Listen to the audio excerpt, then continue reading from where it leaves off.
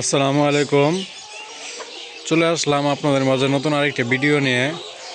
আজকে আপনাদের মাঝে নতুন একটা এক্সপেরিমেন্ট শেয়ার করব। দেখেন আমার এই ঘরটিতে কিন্তু মুরগি ডিম পারে, বাট অল্প কিছু, 1.5 কেজি 2 কেজি মুরগি ডিম পারে।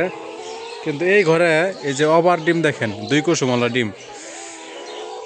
ঠিক আছে, আচ্ছা ওইটা বাদ দিলাম। এখন যে বিষয় নিয়ে আপনাদের মাঝে কথা বলবো সেটি হচ্ছে আপনাদেরও খামারে পাখির প্রবেশ কেমন।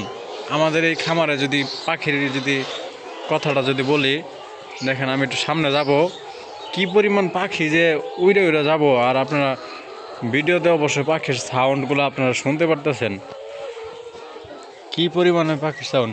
হিস হিস হিস হিস, ওই যে দেখেন, ওই যে দেখেন, ওই যে প্রচুর পাখি, প্রচুর।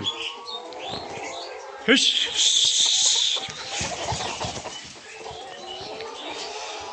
পাখি দেখেন, এই যে বাইরে পাখি, এই যে পাখি, এই যে পাখি, এই যে এত পাখি থাকলে কেমনে ওবার পাখি, তো এটা খেদানির কোনো রাস্তাই নাই।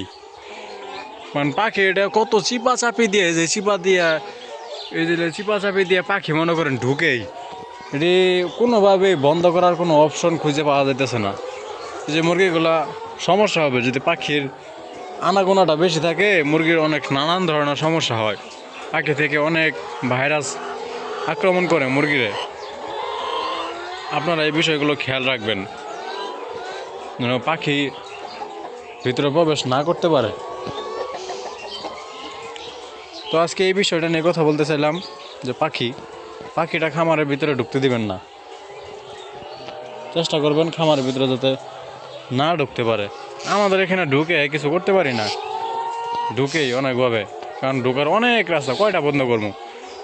ঠিক আছে, আজকে ভিডিও পর্যন্তই। আসসালামু আলাইকুম।